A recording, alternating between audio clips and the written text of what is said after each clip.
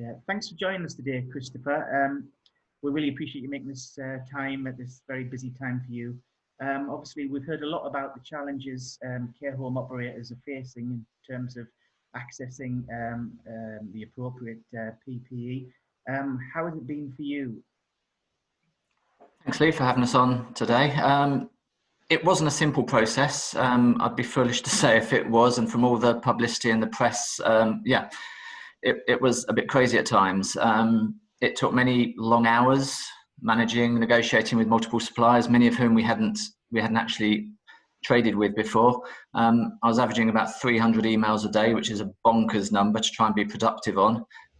We're getting about 30 to 40 approaches from people saying they had stock product, they had it in the country, they could deliver next day. Many of those were just making that up. So we had lots of challenges we had to face. Certification was an interesting one, and lots of people just suddenly turned into PPE salespeople overnight.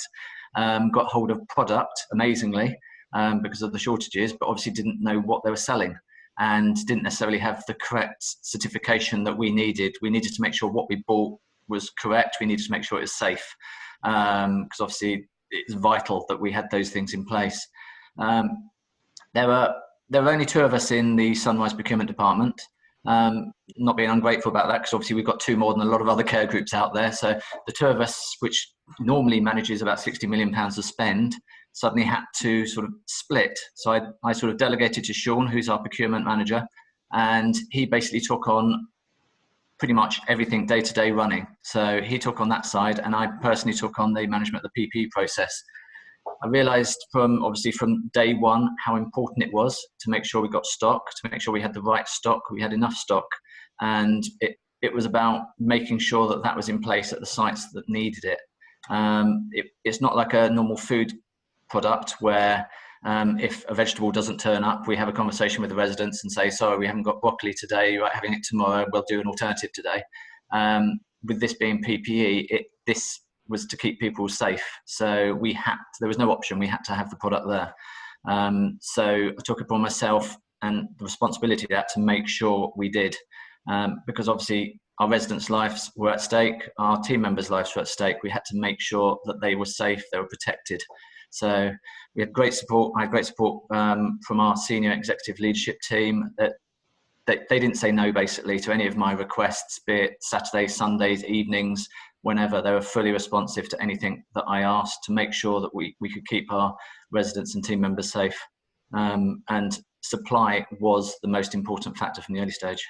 So I guess the getting the right kind of PPE and pricing, I guess, were big issues, were they? It was. We put some orders in initially on the first week that we actually needed some items, and we were told we would have it within 3 or 4 days. Some of those actually didn't turn up for 6 weeks. So similar things we've heard on the news with planes not landing for the government and that. But it was quick. We quickly learned who had the products and the right products. And it wasn't necessarily the normal suppliers you'd expect to get it from, but as long as they had the right certification, they became trustworthy with when it would arrive. And we basically just increased orders gradually. So to start with, we needed to catch up with the situation. Now we're in front of the situation. Yeah. How long did it take you to catch up with this situation? We already had an element of kit in place already. Part of government guidelines of what PPE is required is pretty much what any care home would have in place for a normal DMV outbreak or influenza outbreak. What we weren't necessarily prepared for was the volumes that we'd need across potentially all 46 of our sites. So normally if you get a situation at one of your sites or two of your sites, that's pretty much it. You can beg, borrow and borrow from other sites and move stock around. Whereas here we had to make sure that everyone was safe and everyone was protected against any particular need. And yeah, we quickly geared up to get those numbers in. Initial orders went in for, say, 1,000 masks per site. Quickly established that wasn't going to last very long. Next order went in for 2,000 masks a site. So in the end, we're now, whenever we put an order in, it's for at least 200,000 face masks. Well, yeah. And how did you go about securing the right channels to access that sort of volume? It It was literally, as I mentioned before, we had to ascertain who the suppliers who could deliver us what we needed, when we needed it. It was trying to get ahead of the game to make sure we actually had some stock to call off. Where we had suppliers that could deliver us what we needed, they weren't always geared up for actually delivering to 46 different sites. So we utilised other ones of our supply chain. We kept as agile as we could on this respect. So we've got our stationery supplier, for example, their trade had diminished because they had a lot less trade because schools weren't trading, restaurants, hotels weren't trading. So they were grateful for anything in our direction, but they're geared up to receive deliveries and then send out to 46 sites. So where needed, we completely control the supply chain, and that's something we had to do. Once we got the product, we needed to make sure we could get it out on next day delivery. Obviously, it still left us a problem at weekends, so we set up hubs around the country. So we had sites that had particular rooms where we could store some items. So we set up those, and basically there was a hub within an hour of every one of our homes. So that meant should a site suddenly realise on a Friday that they were short of product, we could they could either send a car there to collect some, or we could get something mini-cabbed over if necessary. But we had sufficient supply at those hubs to make sure that we didn't run out. So you've got your secure supply chain now, and how many days supplies can you say that you've got at the moment? Our last face mask order came in on the 3rd of June. I'm not anticipating ordering any more till July. I'm not exactly sure when in July. We were burning through PPE at a higher rate. We're not now at the moment. Obviously, we've got the advent of relatives visiting coming up soon, which is essential for our residents' well-being. We need that to happen, but obviously that adds an element of risk. So we're managing that particular process. But obviously, we've got 3 or 4 weeks of supply of PPE in place. We've also, there's forward price increases that I know about. So I have increased certain lines and stock holdings of certain areas to mitigate against that. So now it's not just about making sure we've got the right stock. It's about making sure we deliver it as cheaply as possible. Yeah. And also going forwards, we don't suddenly get hit with our budgets with regards to how much it's going to cost. And so you mentioned the care home visits there. Are you having to purchase additional stock to enable those, are you? Not necessarily additional stock. We're using exactly the same items, so nothing specific. The only thing different that we've bought is some portable wash hand basins. But it's making sure we've got a robust process that Care have instigated, because obviously they're the expert in hygiene control and infection control. So they've set up a process to make sure that we've got a robust system to minimise any risk potential. Yeah. That's great. Yeah, obviously you've spoken a lot about how you've gone about securing your own supplies. What's your sort of assessment on how much support you got from the government and Public Health England during this process? Obviously, it's a lot easier for me securing PPE supplies for 46 sites. We've in fact helped out a few other small groups as well with supplies where we were in a sufficient position to actually support people. And obviously it's a lot easier for me to manage it than say the government. I don't envy them with their task. It's a monster task for them to do, to actually get the PPE organised. And as we know, it's not just about getting PPE in and distributing it. They had to validate it once they got it in. So they were flying in whatever they could from everywhere. When they started sharing it about, obviously we came into some, and it wasn't issues, it was we got allocations we could buy into. So we could buy into a face mask allocation. And when we found out how much it was going to be, the first one was 300 face masks a site. And I've already mentioned we're buying them by the thousands. So not looking a gift horse in the mouth, we took it. But obviously 300 face masks when our average sites for Gracewell Healthcare are 65, 70 residents, and Sunrise are 90 up to 140. So you can imagine how quick 300 face masks are going to last, not that long. But we took all the allocations as we could. We did need those. They were very useful to keep us on top of things. But yeah, we were pretty quick sending out up to, as I say, we send out 2,000 masks at a time now to a site when we make sure they've got them. And when they get less than 1,000, we top them up again. We make sure they're in a position, then they're not going to run out. Certain things with the government as well. We had a large order of gloves in place. On a Friday afternoon, I was assured we were going to be able to send out 5,000 boxes of gloves to all our sites, not 5,000 per site, but spread across all the sites. So I had a very large glove order in because I foresaw there was going to be an issue with gloves. And on the Friday, that was all going to be taking place on the Monday. On the Monday morning, I got a phone call from our supplier saying, sorry, we haven't got any gloves left. The NHS have bought them all. So not gonna, yeah. It's one of those things that happens. I could stand here and bang my fist on the table and be very upset. They obviously had a massive need and a need for product. It was frustrating. It was very frustrating. It wasn't something that impacted us majorly. By Wednesday, I'd sourced an alternative route. But obviously things like that did mean that we had to rethink how we got product into the country sometimes, to enable it to get through to us and not, as it were, go missing. So we had to be careful going forwards. One thing that was disappointing, there's an infection control fund that the government have started sharing out amongst all the care homes, which is very generously at 600 million. Obviously that only started from mid-May though. So by mid-May, we'd spent a whole lot of cash on PPE and extra items. So the fact it started then, it could have been useful if it started a bit earlier. As with the VAT coming off PPE, that came off, I can't remember the exact date now, but that's saved us many tens of thousands now, but it could have been backdated. That would have been useful. Yeah, got you. Yeah, obviously you got into cost there in terms of the infection control fund. How much of your budget for that has been taken up with PPE, and what are your total PPE costs? We've totally above and beyond what we would have normally spent. We've spent 2 million extra so far, and we don't know where that's going to end. Hopefully it won't get much higher. We don't know whether there's going to be a second spike, or there's going to be a vaccine around the corner. Hopefully it'll be the latter, being positive. But it's one of those areas. It's been a challenge. Yeah, I got you there. And so looking forward, how confident are you that you have the supplies in place to last you over the coming months? As you say, it could be some considerable time that this goes on for. As I said, the price of face masks has plummeted. At one stage, they were over £1 a mask. We're now looking at potentially more than a 50% decrease in that cost. Other areas where we're mitigating against are the fact that we've got 300,000 on the shelf at the moment. We've bought 1.4 million face masks, but we've got a lot on the shelf to cover us.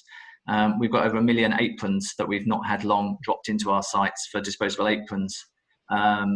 It could be come January, we've still got 500,000, but worst case, it's something that we use all the time with basic care, basic housekeeping, so they will get used. It's not anything that's going to be wasted.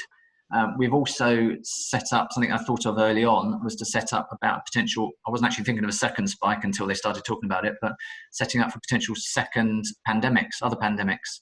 So I've established a pandemic kit, which I'm gradually filtering product into at our stationery supplier, where we are putting the likes of face masks, aprons, gloves, and things that we found sometimes a challenge to get hold of.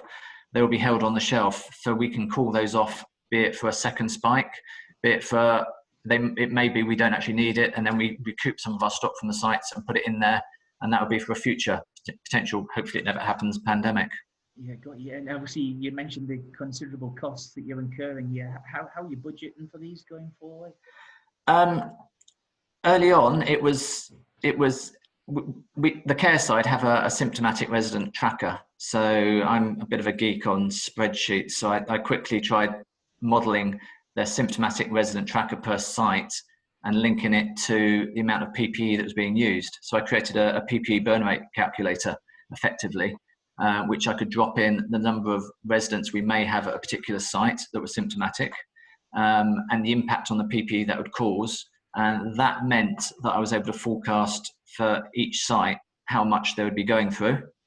It meant we could ascertain and highlight to care if they weren't going through at the correct rate, or they're going through too quickly or too little. And it also helped me with the forward ordering, and also helped me with false dropping as well. One thing that I kept doing was looking at my calculator, working out this site's going to run out on Friday. So come Wednesday, they would get more arriving. It would usually coincide with them actually going, right, Chris, can we have some more product? We might run out by the end of the week. and lo and behold, it would arrive on their doorstep. So I was really sort of pleased that that was actually working. There's only a couple of instances that things arrived at a site and they suddenly went, why have we got more? We've got loads, but they eventually do go through it anyway. But that helped us, and it helped us forward forecast the costs as well. And we see now the infection rates are coming down in care homes. Is that helping you with reducing your costs in terms of PPE or? Oh God, yeah, massively. Obviously, the burn rate is now very low.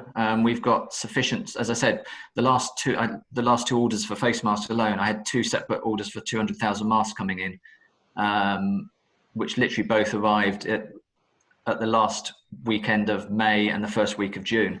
Going back to the height, they would have been burnt out. We were going through 150,000 masks in a week. So we were going through plenty. Now, as I said, it's going to last into July. Hopefully it'll last much longer, but we're ready. We won't let it get down to dregs, down to fumes. We will make sure that there's a supply in there. As I said before, the prices has dropped as well at the moment. So yeah, with hindsight, we wouldn't had quite the last order, but we've got to make sure we've got supply. As I said before, we can't run out. Yeah, that's great, Christoper. Yeah, I guess obviously we're over the height of the crisis now. When looking back, what do you think the main lessons to learn from this have been, and what would you like to see done to avoid a second spike and that sort of impact that it could have? As I said, the pandemic kits that we've created is one lesson. We're making sure that the sites have got adequate products.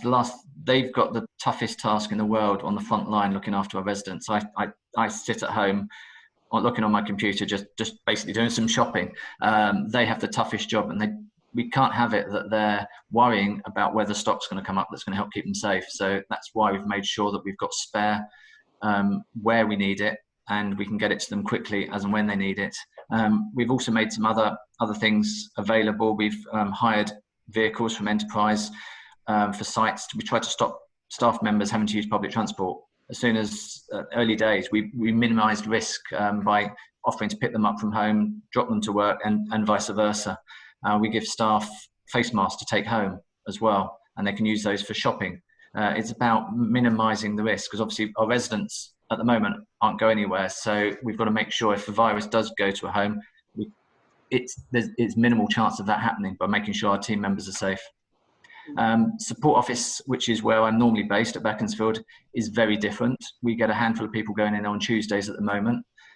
We've established the vast majority of people can work from home using meetings such as this with Zoom, Teams, Skype, any other of these messaging processes, and they are just as effective. And if anything, they make a lot more people more effective because there's less travelling involved. And I myself believe I'm a lot more productive now than I was when I was driving into work. I've got a larger screen at home anyway, so it enables me to have more information up. As I said, I'm a bit of a geek on spreadsheets, so I just like having spreadsheets all over the place. Enables me to work more effectively. Is there anything you'd like to see the government do in order to avoid this sort of shortage happening again? I'd like to believe they've not just solved the problem for short-term PPE usage, and they are actually looking long-term. There's a lot more people in this country companies that are now manufacturing product. There's face mask companies that are in this company as opposed to everything coming from China, which it pretty much did. And again, we've got sanitizer companies in this company as opposed to things coming from across the pond, as it were, from various different places. It's difficult, but we need to be in a better place. We need to expect it. This is something that I don't think any of us I've definitely not lived through something like this. It was unprecedented. And it's very much a lot of thinking on your feet and being as agile in procurement and supply chain management as possible to make it work. Hopefully the government they've taken on board all the things that are necessary to make this not happen and be as easy as possible. Thanks for that, Christoper. Yeah, we're going to have to stop you there, but we really appreciate you making the time for us today, and good luck with all the challenges you're facing in the future. Thanks very much, Lee. Thanks for the opportunity.